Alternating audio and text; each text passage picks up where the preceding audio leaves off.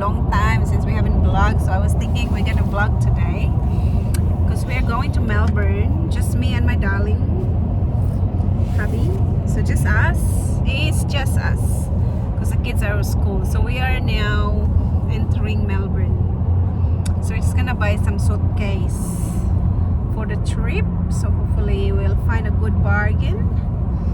And yeah, it's very traffic this morning. So yeah, there's accident as well there.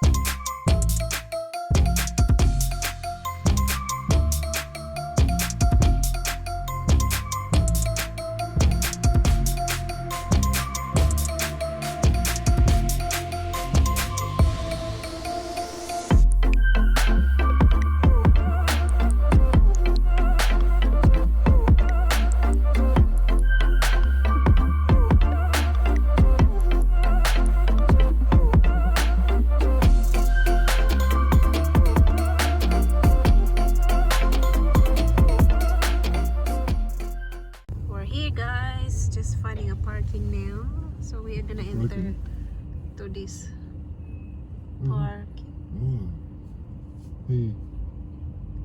Oh, he didn't pay. That guy didn't pay for the parking. He just lifted up. What the? Tisot. Dude, that's an expensive watch, that one. Tisot. What? People just driving crazy. So this, just find a parking now, guys. Andito na tayo sa DFO, guys. Hi! Stop it. Agay! Ouch! Andito na tayo sa DFO. When you look behind you, you make it obvious. Look it straight in the face instead of not looking behind. Still didn't have to do that.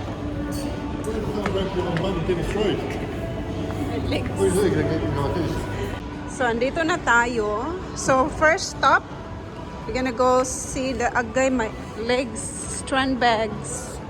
Strand bags first. Michael Kors.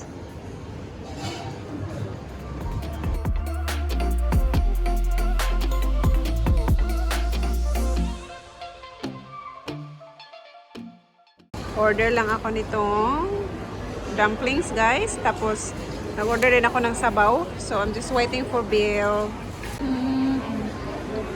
Dito tayo ngayon sa food court.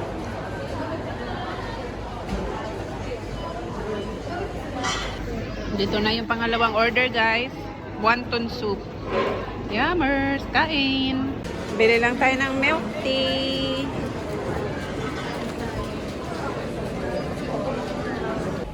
Nasa saksakyan na kami, guys.